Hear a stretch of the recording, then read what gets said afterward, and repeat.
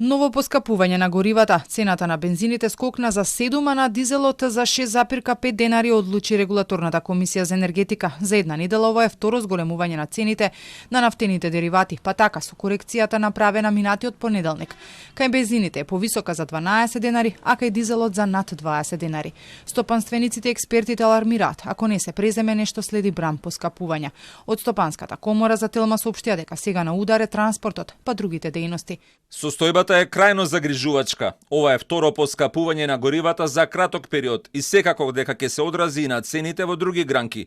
Прво на удар ќе биде транспортниот сектор, а потоа се очекува да се зголемат и цените во оние дејности каде голем удел во производството имаат енергенсите. Дополнителен проблем е и тоа што поради зголемувањето на цената на гасот се очекува скок и на цената на струјата. И дел од економистите со предупредување, поскапувањето на горивата ќе повлече повисоки цени и на другите производи. Ќе се покачат транспортните трошоци, второ ќе се покачат производните трошоци на фирмите сега, затоа што многу фирми користат фабрики, што и да е, пекари, што сакате, користат горива, така што сите цени, после тоа ќе се одрази тоа на цените на храната, на се останато. Според Јовановиќ, владата доцни, уште минатата недела требало да се интервенира затоа што вака свесно се прави инфлаторен скок, нешто што се случи за време на претходната криза, кога поради немање мерки инфлацијата дојде и до 19%.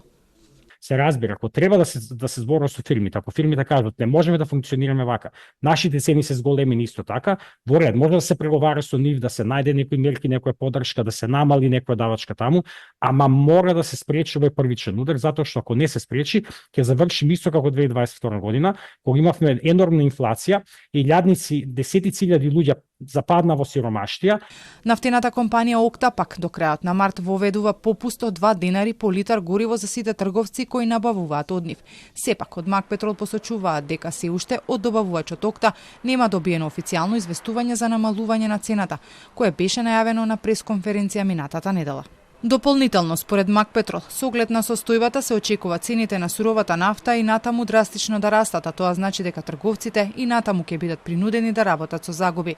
Премиерот Мицковски пак пред неколку дена кажа дека ако има потреба, ќе се спушти ДДВ-та за увоз на енергенси од 18 на 10, па ако треба и на 5%. Ова е само една од мерките со кои може да се делува.